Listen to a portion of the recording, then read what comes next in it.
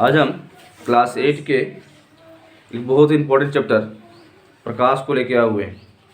यदि वीडियो को शुरू से लास्ट तक देख लेते हैं तो इस साल प्रकाश से रिलेटेड जो भी क्वेश्चन क्लास 8 में बोर्ड में का क्वेश्चन होगा वो सभी हैंडल हो जाएंगे। ध्यान से देखना है, सभी प्रश्नों का उत्तर कैसे आसानी से निकालेंगे वो देखना है। पहला प्रश्न है, वस्तुओं को दृश्य कौन बताता है। पहला क्वेश्चन देखो, क्वेश्चन 1, वस्तुओं को दृश्य कौन बनाता है। इसका ऑप्शन देखते हैं। ऑप्शन देखें बच्चों, ऑप्शन है आँख, हम दे रहे हैं, लिख रहे हैं। ऑप्शन दूसरा है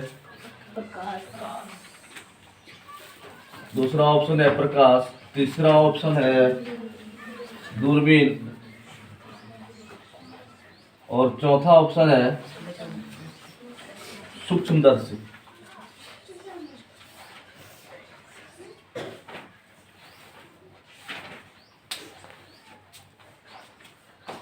ध्यान से देखिए बच्चों, इसमें जो 4 ऑप्शन है, पहले प्रश्न को बड़ी बात से समझते हैं। प्रश्न है कि वस्तुओं को दृश्य कौन बनाता है। वस्तुएं हम आंख के सहारे देखते हैं, लेकिन आंख रहते हुए भी हम वस्तुओं को देख पाएंगे जब उसके आसपास प्रकाश होगा। मतलब वस्तुओं को दृश्य बनाने का काम कौन करता है? प्रकाश करता है। इसका आंसर प्रकाश होगा। दूसरा प्रश्न है, दूसरा प्रश्न को देखते हैं बच्चों। दूसरा प्रश्न मेरे पास है, निम्न में कौन प्रदीप्त वस्तुएं हैं। निम्न में प्रदीप्त वस्तुएं हैं। निम्न से कौन प्रदीप्त वस्तुएं, इसका ऑप्शन देखते हैं बच्चों। ऑप्शन जैसे मेरे पास है सूर्य, दूसरा ऑप्शन है बच्चों मानव, तीसरा ऑप्शन देखते हैं लकड़ी और चौथा ऑप्शन है दीवार। इस प्रश्न को समझते हैं। पहले प्रश्न जैसे मेरे पास कि इनमें से कौन से प्रदीप्त वस्तु है। प्रदीप्त वस्तु का मतलब समझते बच्चों। प्रदीप्त वस्तु का मतलब जो अपने आप लाइट उत्पन्न करता हो, जिसमें अपना खुद लाइट हो या जिससे लाइट उत्पन्न होता उसको क्या कहते हैं? प्रदीप्त वस्तु का। ऑप्शन को देखते हैं बच्चों। ऑप्शन जैसे सूर्य तो अपने आप लाइट वाला है, तो ये तो ऑप्शन आएगा ही जाएगा। अगला मानव में कोई प्रकाश उत्पन्न करने वाला ऐसा नहीं है। लकड़ी, दीवार, इन सभी चीज़ों में प्रकाश उत्पन्न नहीं होता है ना। इन लोग इस सब चीज़ों पर प्रकाश डालते हैं तो उससे वो भले थोड़ा सा लाइट में आए, लेकिन सूर्य अपने आप चमकता हुआ वस्तु है, इसलिए प्रदीप्त वस्तु में किसको देंगे आंसर? सूर्य। अगला प्रश्न देखते हैं बच्चों, क्वेश्चन नंबर 3, अप्रदीप्त वस्तु। जैसे कि प्रदीप्त वस्तु समझ में आ गया तो अप्रदीप्त वस्तु भी समझ में आ जाएगा। देख सकते हैं, निम्न में कौन अप्रदीप्त वस्तु है। इसका ऑप्शन देखते हैं बच्चों। इसका ऑप्शन है दर्पण, दूसरा ऑप्शन है इसका बच्चों आग, तीसरा है विद्युत बल्ब, चौथा ऑप्शन है इनमें कोई नहीं।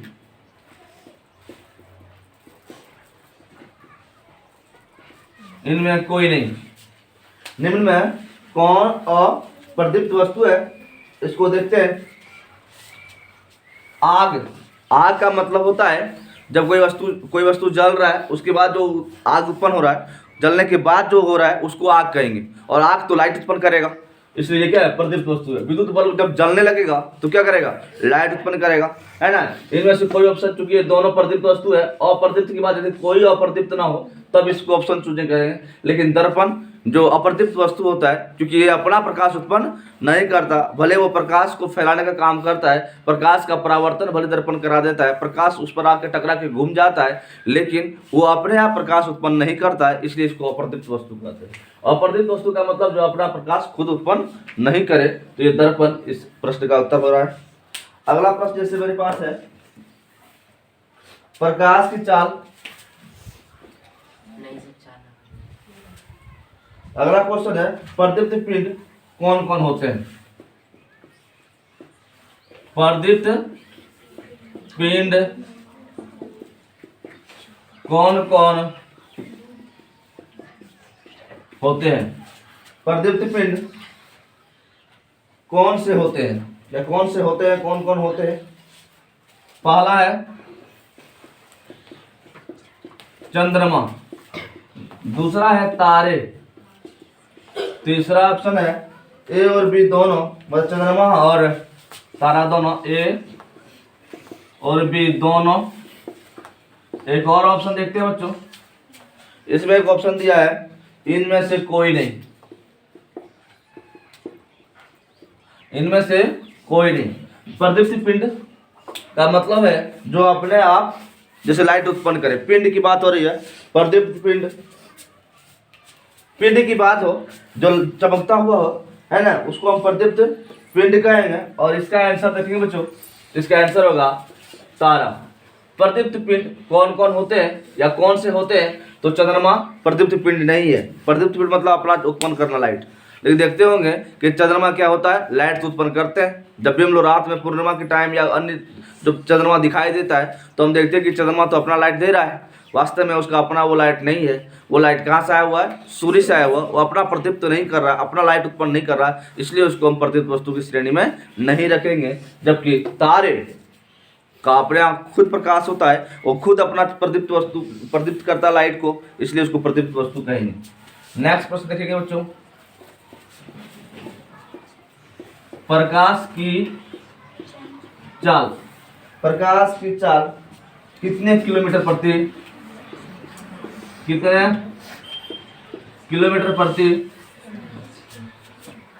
सेकंड है?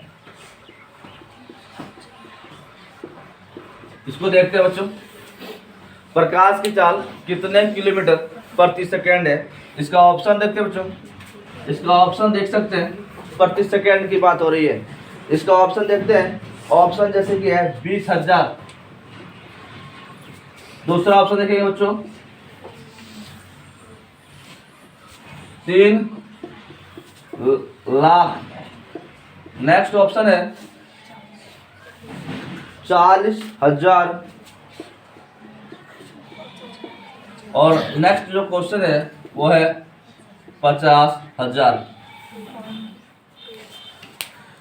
प्रश्न है कि प्रकाश की चाल किसमें? किलोमीटर प्रति सेकंड में। प्रकाश की चाल किलोमीटर प्रति सेकंड में क्या होती है? प्रकाश की चाल किलोमीटर प्रति सेकंड में क्या होती है, उसको समझते हैं बच्चों। यदि इसका आंसर खोजे तो ऐसे हम पहले ये जान लें कि प्रकाश की चाल मीटर प्रति सेकंड में कितना होता है। तो बता दें, प्रकाश की चाल मीटर प्रति सेकंड में यदि देखा जाए तो 3 गुना 10⁻8 मीटर प्रति सेकंड होता है। 3 गुना 10⁻8 मीटर प्रति सेकंड होता है। यदि इसको हम भाग लगा दें 1000 से, जब 1000 से इसको भाग लगा देंगे तो ये किलोमीटर मीटर में बदल जाएगा और प्रति सेकंड का प्रति सेकंड रहेगा। इसका मतलब 10⁻3 कम हो जाएगा, 10⁻3 कम हो जाएगा। मतलब 3 पर 8 जीरो जो होना है वो 8 जीरो ना होके अब कितना जीरो होगा? 5 जीरो होगा। 3 पर कितना जीरो होगा? 3 पर कितना जीरो होगा? 10⁻5। मतलब 3 पर पावर कितना होगा? 3 गुना 10⁻5। यूँ कहें तो 3 पर 5 शून्य होगा। 3 पर कितना शून्य होगा? जो कि ऑप्शन यहाँ दिख रहा है। मतलब प्रकाश की चाल किलोमीटर प्रति घंटा में निकाला जाए कितना होगा? 3 लाख किलोमीटर प्रति सेकंड, घंटा में नहीं प्रति सेकंड, 3 लाख किलोमीटर प्रति सेकंड। कहने का मतलब प्रकाश की चाल की बात करें तो 3 लाख किलोमीटर चल जाएगा 1 सेकंड में। कितनी रफ्तार होती है प्रकाश की चाल।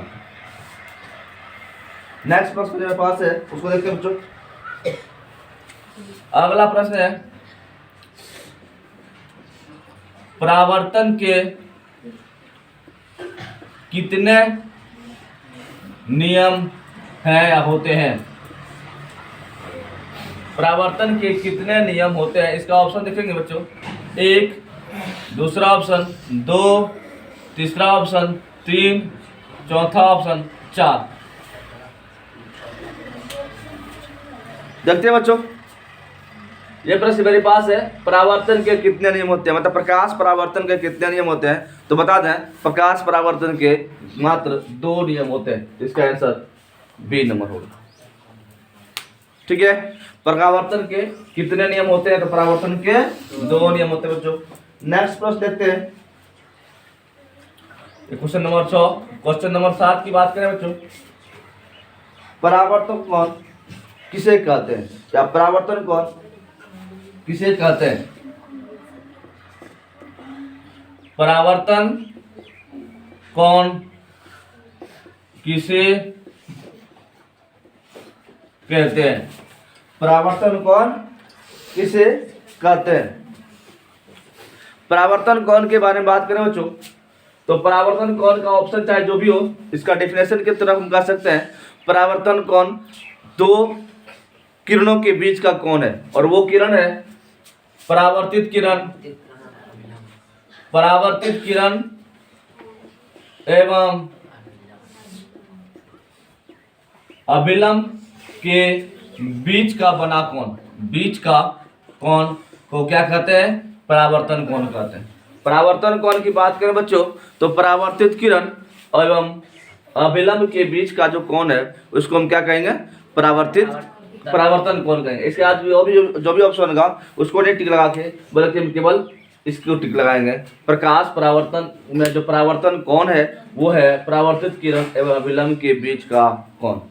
नेक्स्ट प्रश्न देखते बच्चों,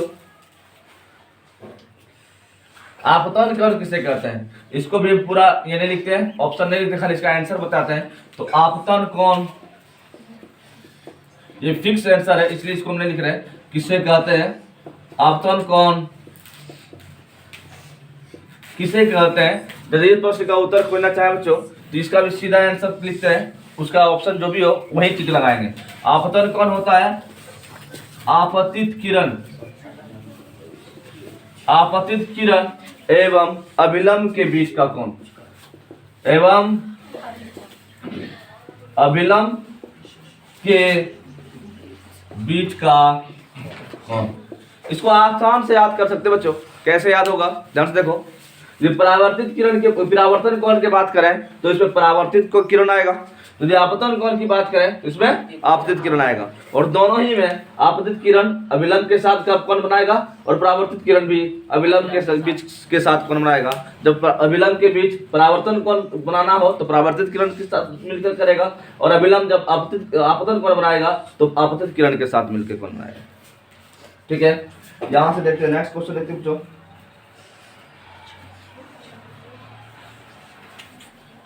नेक्स्ट क्वेश्चन मेरे पास है,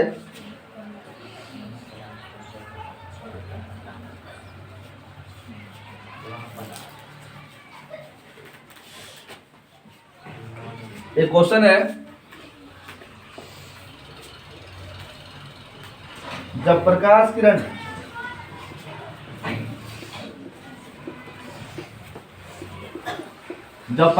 किरण समतल दर्पण पर लंबवत दिशा में हो, जब प्रकाश किरण समतल दर्पण पर लंबवत दिशा में आपतित होती हो, दिशा में आपतित होती हो, जब प्रकाश किरण समतल दर्पण पर लंबवत दिशा में आपतित हो तो आपतन कोण का मान क्या होगा? आपतन कोण का मान क्या होगा? इसका ऑप्शन देखते बच्चों, आंसर वाला ऑप्शन, इसका आंसर है 30 डिग्री, दूसरा ऑप्शन है 0 डिग्री, तीसरा ऑप्शन है बच्चों 40 डिग्री, और चौथा ऑप्शन है 60 डिग्री। इस प्रश्न को थोड़ा समझते हैं बच्चों, थोड़ा यह ढंगा टाइप का क्वेश्चन है, देखते हैं कैसे सॉल्व करेंगे। जब प्रकाश किरण समतल दर्पण पर लंबवत दिशा में आपतित होती हो तो आपतन कोण का मान क्या होगा? 30 डिग्री होगा, 0 डिग्री होगा, 40 डिग्री होगा या 60 डिग्री होगा? इसको हम आसानी से समझा देते हैं बच्चों, एक बार में क्लियर हो जाएगा। ये मान के चलते हैं कि मेरे पास ये समतल दर्पण है, ध्यान से देखोगे, ये समतल दर्पण है और इस समतल दर्पण पर एक प्रकाश किरण ऐसे लंबवत पड़ रही है, ये लंबवत, ये प्रकाश किरण पड़ रही है। प्रकाश किरण का आपतन इस तल के साथ लंबवत है, ऐसे प्रकाश किरण पड़ रही है। अब चूंकि प्रकाश किरण किसी समतल दर्पण पर लंबवत पड़ रही है तो इसका प्रकाश का परावर्तन का जो बात करें वो जस्ट इसी में होगा। मतलब प्रकाश परावर्तन के संदर्भ में जब कोई प्रकाश किरण किसी चिकनी सतह पर, चाहे वो समतल दर्पण हो या अन्य कोई चिकनी सतह है, उस पर यदि लंबवत पड़ती है तो उसका परावर्तन उसी दिशा में होगी। ऐसे में ना तो कोई आपतन कोण बनेगा और ना ही कोई परावर्तन कोण बनेगा। इसका मतलब है कि आपतन कोण कितना होने वाला है? 0 डिग्री होने वाला है। क्योंकि आपतन कोण के बारे में अभी पहले बता दिए कि आपतित किरण और अभिलंब के बीच का कोण होता है। क्योंकि जाने वाले किरण और अभिलंब दोनों यही है, तो चूंकि अभिलंब और आपतित किरण दोनों एक दूसरे के ऊपर है, मतलब संपाती है, इसका मतलब दोनों के बीच कोई कोण नहीं बन रहा है। इसका मतलब ऐसे घटना में आपतन कोण क्या होगा? 0 डिग्री होगा। ऐसे कंडीशन में आपतन कोण क्या होगा? 0 डिग्री होगा।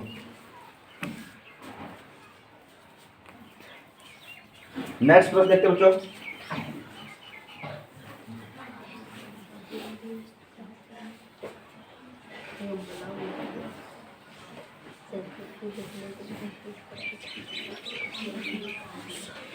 एक और प्रश्न मेरे पास आता है, उसको देखते हैं।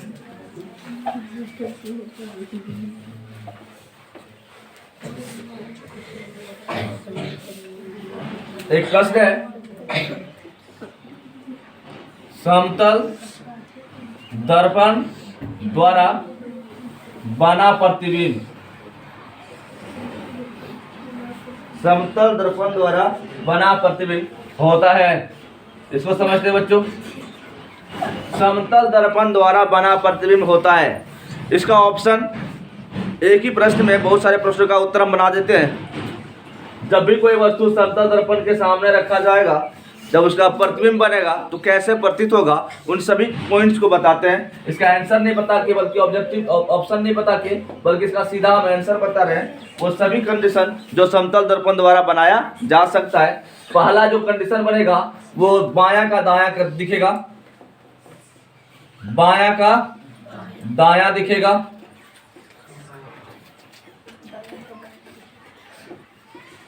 दूसरा जो कंडीशन होगा वो होगा दायां का बायां दिखाई देगा, दाहिना वाला बायां दिखाई देगा। अगला जो कंडीशन है, अगला जो कंडीशन समतल दर्पण द्वारा बने प्रतिबिंब की बात करें वो क्या होगा? तो समतल दर्पण द्वारा बने प्रतिबिंब हमेशा समान साइज का होगा, प्रतिबिंब समान साइज का होगा। और साथ ही साथ हम बात करें, अगला जो बात और हो सकता है, समान साइज के साथ साथ समान दूरी पर भी होगा, दूरी भी समान होगा, एवं आभासी प्रतिबिंब बनेगा। यदि हम इन सभी ऑप्शनों को समझ जाते हैं तो एक प्रश्न में समतल दर्पण द्वारा बने प्रतिबिंब के बारे में यदि समझ जाते हैं तो कोई भी ऑप्शन क्वेश्चन रहेगा, ऑप्शनल क्वेश्चन रहेगा, वस्तुनिष्ठ प्रश्न रहेगा, उस सभी वस्तुनिष्ठ प्रश्नों को कोई एक ऑप्शन, कोई भी प्रश्न बनेगा, उस अनुसार से हम उसको टिक लगा लेंगे। ध्यान से देखो बच्चों, समतल दर्पण द्वारा बना प्रतिबिंब क्या क्या हो सकता है? बायां का दायां दिखाई देगा, दायां का बायां दिखाई देगा, समान साइज में बना रहेगा, समान दूरी पर स्थित होगा, आभासी होगा। ये सभी कंडीशन समतल दर्पण द्वारा बने प्रतिबिंब के लिए लागू होगा।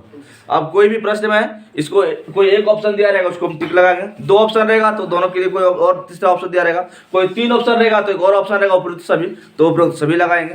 ध्यान से इसको समझ जाओ। इसी प्रश्न से बहुत सारे प्रश्नों का उत्तर हम बना सकते हैं। एक और प्रश्न मेरे सामने आता है बच्चों, उसको समझते हैं।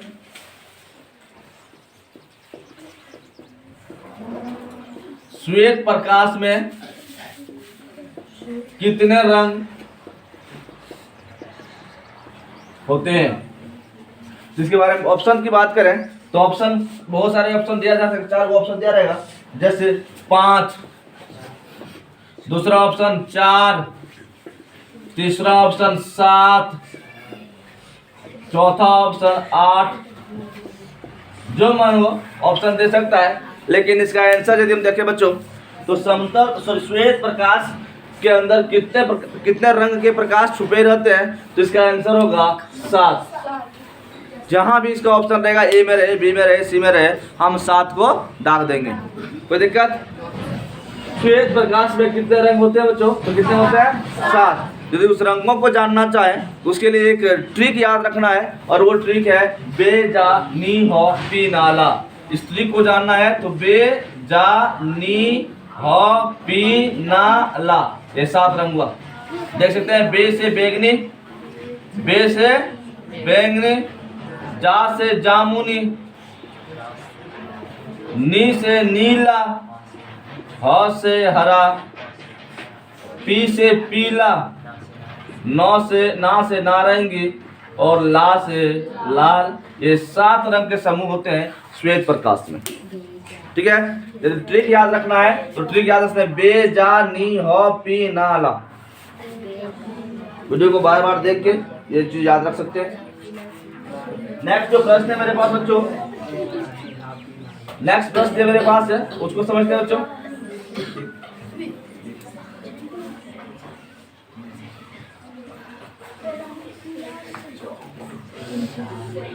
एक और है बहुमूर्तिदर्शी। एक प्रश्न को समझते हैं बच्चों।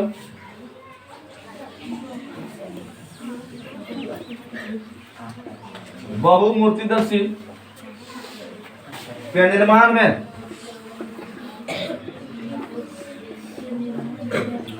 बहुदर्शी मूर्ति के निर्माण में कितने समतल दर्पण का उपयोग होता है? कितने समतल दर्पण का उपयोग होता है? तो इसका आंसर होगा बहुदर्शी मूर्ति के निर्माण में कितने समतल दर्पण का उपयोग होता है? तो इसका आंसर होगा 3। इसका आंसर क्या होगा बच्चों? 3। बहुमूर्ति दर्शी के निर्माण में कितने समतल दर्पण का उपयोग होता है? इसका कितना होगा आंसर? 3 होगा बच्चों। आगे देखो, मानव नेत्र की आकृति लगभग होती है। नेक्स्ट जो प्रश्न मेरे पास बच्चों उसको समझते हैं।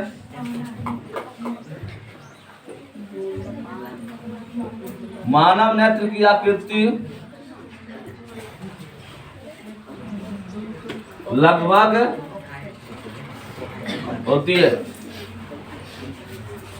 इसका आंसर होगा बच्चों गोलाकार।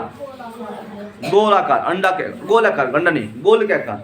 मानव नेत्र की जो आंखें होती है वो लगभग गोलाकार में होता है। इसी में और थोड़ा सा देखें, मानव नेत्र में जो रंगीन भाग होता है, काला रंग का जो होता है, उसको क्या कहते हैं बच्चों? तो मानव नेत्र में जो काला रंग का जो होता है रंगीन भाग को, उसको हम कहते हैं आइरिस। क्या कहते हैं? मानव नेत्र में जो काला रंग का या रंगीन भाग जो होता है, मानव नेत्र में रंगीन भाग, मानव नेत्र में रंगीन भाग को क्या कहते हैं? आइरिस कहते हैं बच्चों। क्या कहते हैं? आइरिस कहते हैं। नेक्स्ट और क्वेश्चन एक देखते हैं बच्चों।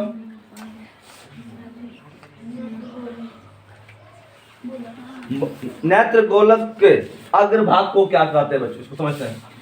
नेत्र गोलक के अग्रभाग, इसको समझते हो बच्चों।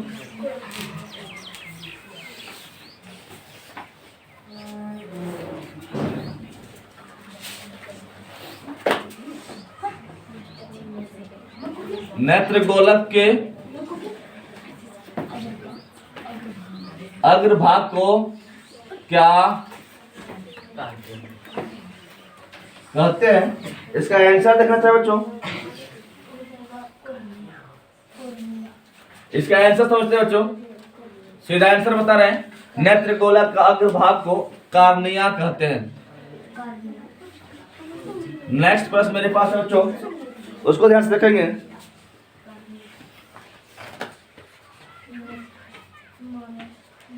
मानव नेत्र के किस भाग पर वस्तु का प्रतिबिंब बनता है? किस भाग पर वस्तु का प्रतिबिंब बनता है? यदि इसको देखेंगे बच्चों, मानव नेत्र के किस भाग पर प्रतिबिंब बनता है, यदि इसको समझते बच्चों तो आसानी से बता देंगे कि इसका आंसर जो होगा बच्चों, मानव नेत्र के किस भाग पर प्रतिबिंब बनता है, इसको याद रखना है। इसका आंसर होगा रेटिना, या इसी को हम दृष्टि पटल भी कहते हैं। यदि ऑप्शन में प्रश्न रहे, वस्तुनिष्ठ के रूप में प्रश्न रहे, तो जहां भी रेटिना या दृष्टि पटल दिख जाए उसको हम टिक लगाएंगे।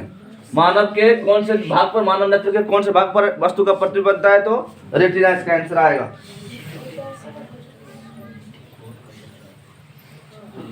एक और प्रश्न मुझे बताते हैं बच्चों, मानव नेत्र में जो लेंस लगा होता है,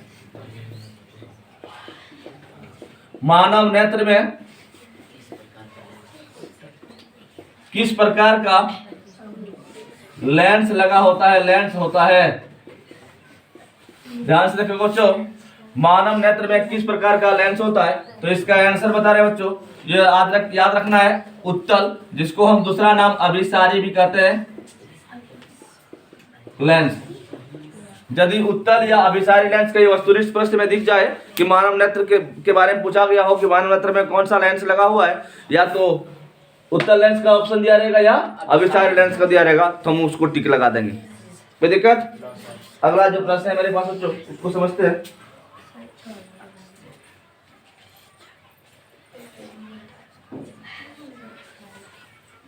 नेत्र के रेटिना पर बना प्रतिबिंब। नेक्स्ट प्रश्न है, नेत्र के रेटिना पर बना प्रतिबिंब कितने देर तक स्थित होता है? इसको समझते हैं बच्चों, इसको हम समझते हैं। यदि किसी वस्तु को नेत्र के सामने से हटा देते हैं, इसके बावजूद भी उसका छवि, उसका प्रतिबिंब हमारे नेत्रों में बना हुआ रहता है। और यहाँ प्रश्न वही बताता है कि कितने देर तक बना रहता है, उसका आंसर समझते हैं। तो पता होना चाहिए, इसको हम समझ लेंगे आसानी से, कि जब वस्तु को अपने आंख के सामने से हटा भी लेते हैं, उसके बावजूद भी वो प्रतिबिंब दिखाई देते रहता है, वो फिगर दिखते रहता है। कितना देर तक दिखाई देता है, तो 1/16 सेकेंड, मतलब 1 सेकेंड का 16वां हिस्सा तक क्या होता है, वस्तु का प्रतिबिंब बना हुआ रहता है। और इसी के वजह से जब हम थिएटर या सिनेमा में हम जाते हैं पिक्चर को देखने के लिए, वो पिक्चर वैसे ही फोकस द्वारा दिखाया जाता है, और 1/16 सेकेंड के पहले वो दूसरा फिगर आ जाता है, जिससे हमको लगता है क्या है कि वो चलता हुआ है ना, लगातार क्रम से चलता हुआ है। और ऐसे ही होता है, क्योंकि वो 1/16 सेकेंड के पहले ही दूसरा चित्र आ जाता है। नेक्स्ट प्रश्न देखेंगे बच्चों,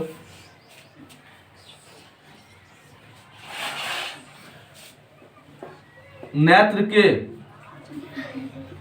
सुस्पष्ट निकट दूरी